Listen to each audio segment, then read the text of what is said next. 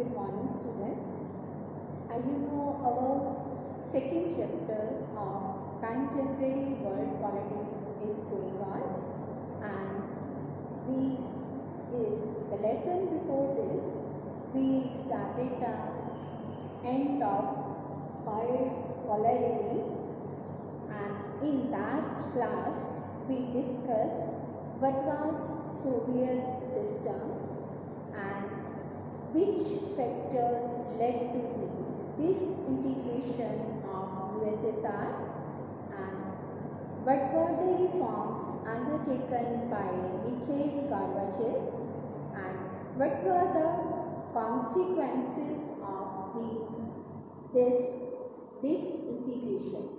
So this class we will discuss about these topics. First one, shock therapy in the post-communist regimes. Second, consequences of shock therapy. Third, tensions and conflicts. Next, India and the post-communist countries. So first, we will discuss what is shock therapy. You know, there was the end of communism in USSR. There was disintegration of USSR, and these 15 countries which were the Republic of USSR, there was a painful transition from authoritarian socialist system to a democratic capitalist system.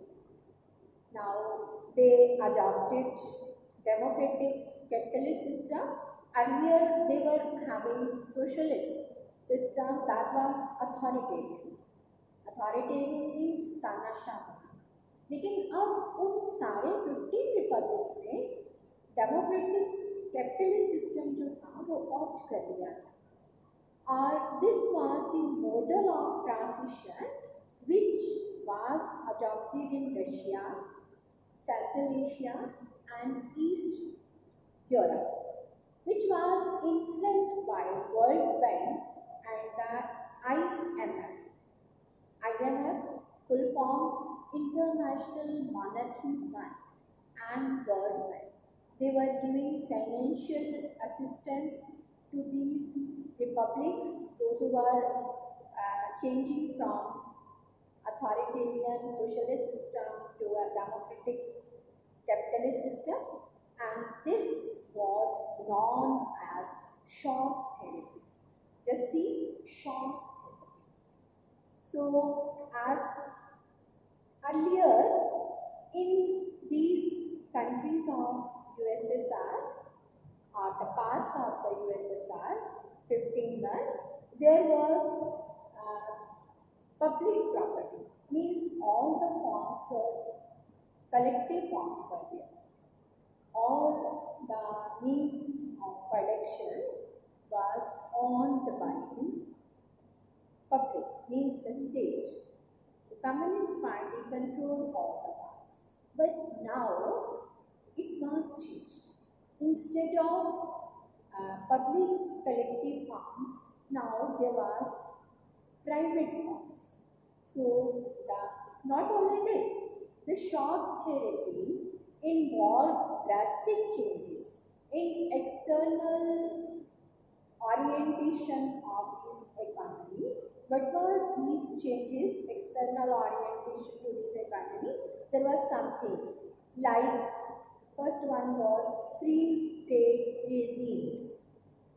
Trade rule will be free. FDI. FDI is foreign direct investment. Foreign direct investment will be there in these republics, those who had become countries. Direct investment of foreign will be there. Then financial opening up, deregulation and currency convertibility. So all these changes were there which took place in the post-communist regimes communism के जाने के बाद, democracy के आने के बाद जो changes हुए उनमें इकोनॉमी जो थी उसको काफ़ी ओपन किया गया, foreign direct investment and free trade will be there, deregulation and all. Not only this, finally the transition also involved a breakup of the existing trade alliances among the countries of the Soviet Bloc. इससे पहले जो Soviet block के जो countries थे उनके अंदर जो trade alliances थे वो भी ब्रेकअप हो गए. Each state, now 15 were there, each state from this block was linked directly to the West and not to each other in the region. So this was shock therapy, and after that, what were the consequences or the results of this shock therapy? Consequences. First, in Russia, the large state-owned industrial complex almost collapsed. About 90% of the industries were put up for sale to private individuals and companies. जितनी भी industries थी उनमें से 90% industries को private ownership के लिए private individual और companies जो थे उस सेल के लिए डाल दिया गया. और this was known as largest garbage sale in history. This is known as largest garbage sale.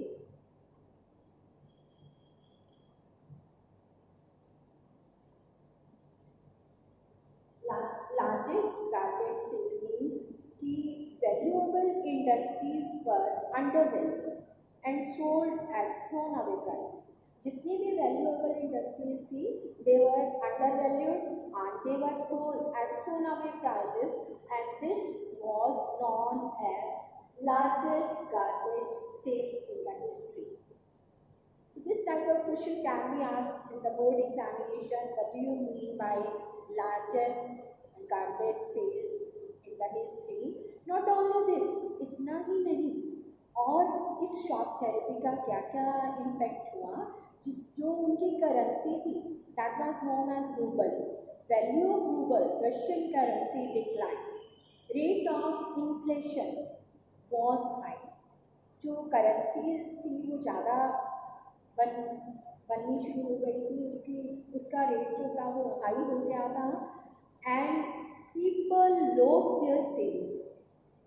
Collective farming disintegrated people without food security, and then Russia was importing food from other countries. Food की shortage हो गई थी और Russia जो था वो बाकी countries से फूड को इम्पोर्ट कर रहा था. GDP, gross domestic product. Gross domestic product क्या होती है कि जितने भी तीनों सेक्टर्स हैं, प्राइमरी, सेकेंडरी और टर्शियरी, तीनों को जो सम टोटल होता है एक साल का, उसको जीडीपी का नाम दिया जाता है. तो वो जीडीपी जो थी वो डिक्लाइन हो गई थी. उसके बाद इतना ही नहीं, जो जितने भी withdrawal of the money subsidy pushed people into poverty. जो लोग थे वो पॉवर्टी की कंडीशन में आ गए थे और रिच और पुअर का जो गैप था वो बढ़ता ही जा रहा था. ग्रेटर इनइक्वालिटी जो थी वो बढ़ती ही जा रही थी. So all these were the consequences of economic consequences of the shock therapy. अगर हम सिस्टम की बात करें, डेमोक्रेसी की बात करें, तो पोस्ट कम्युनिस्ट रूल जो था उसमें जो डेमोक्रेटिक सिस्टम था that was not given proper attention and priority was given to the economic things. तो जितना सिस्टम को, पॉलिटिकल सिस्टम को जो था वो चेंजेस किए थे तो वो that was also authoritarian. For example, Russia had a strong executive president with the widest possible powers. जैसे कि सेंट्रल एशिया में प्रेसिडेंट और जो थे उसके पास इतनी पावर्स थी कि उनमें से कुछ अथॉरिटेरियन हो गए. ऐसे पार्ट्स को अपनी यूज कर रहे थे कि they become authoritarian. For example we will talk here about the president of Turkmenistan and Uzbekistan. They appointed themselves for power first for 10 years and then extended their term for 10 years. मतलब उन्होंने पहले 10 साल अपनी पास को बढ़ा दिया था, फिर अगले 10 साल और बढ़ा दिया था. मतलब they were becoming more authoritarian in this field. और लेकिन अगर हम और बात करें कि इकोनॉमी जो थी वहाँ की रिवाइव होनी शुरू हो गई 2000 में. देयर इकोनॉमी रिवाइव्स इन 2000 में उनकी इकोनॉमी जो थी वो रिवाइव होनी शुरू हो गई. The reason for this revival was that most the export of the natural resources like natural gas, minerals that was there. क्योंकि जितने भी नेचुरल गैस की अगर हम बात करें, मिनरल्स की बात करें, तो ये जितने भी Azerbaijan, Kazakhstan, Russia, Turkmenistan, Uzbekistan, they are the major producer of oil and gas producer. So India and other countries was importing oil, natural gas from these countries. So their economy began to revive after 2000.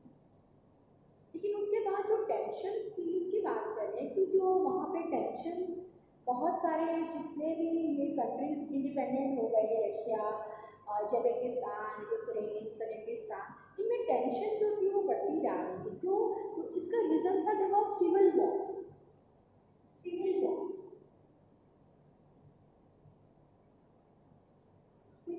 क्या होता है कि जब when there is a war within a country between different groups, so this is known as civil war.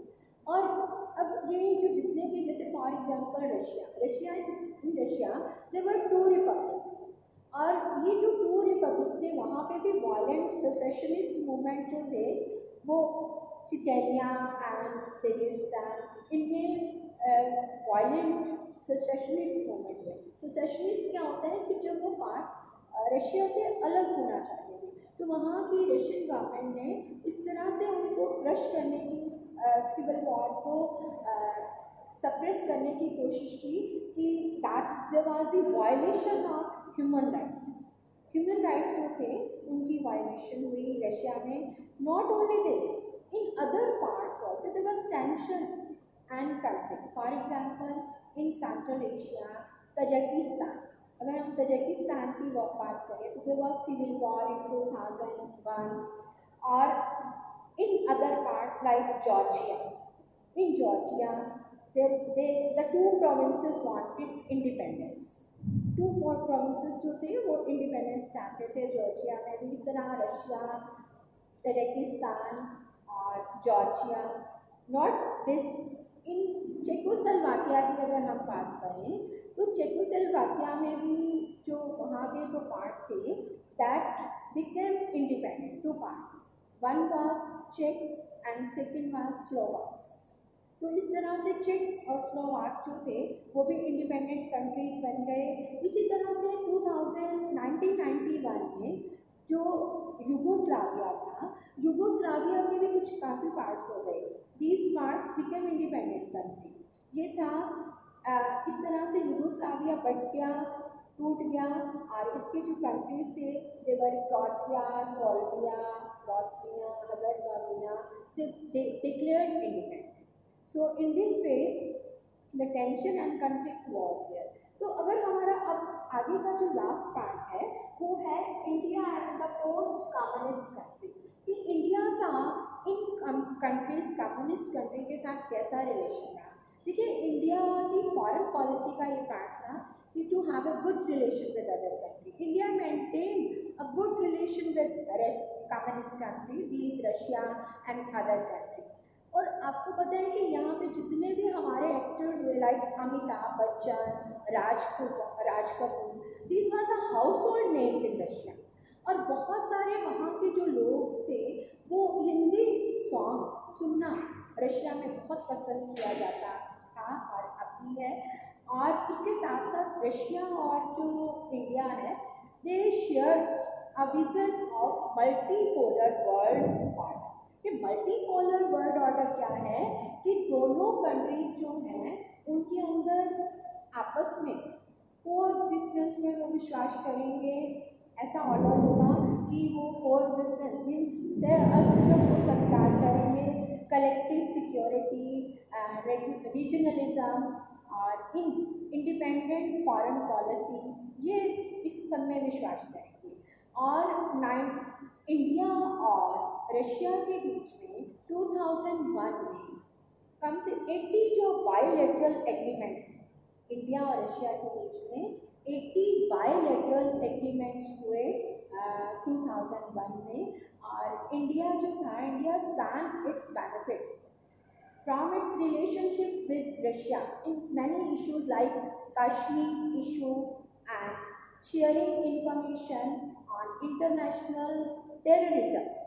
और India जो है that is the second largest arms market for Russia. जितने भी Indian military gets most of its hardware from Russia. तो इस तरह से India जो है, Russia is important for India's nuclear energy plans and assisted India space industry. और तो इस तरह से हम कहेंगे and we will say Russia and India have collaborated on various scientific projects। तो इसके साथ ही हमारा ये चैप्टर कंप्लीट हुआ and bipolarity. All of you are supposed to complete your work in the fair notebook and note down all the main important points and questions. Complete the assignment.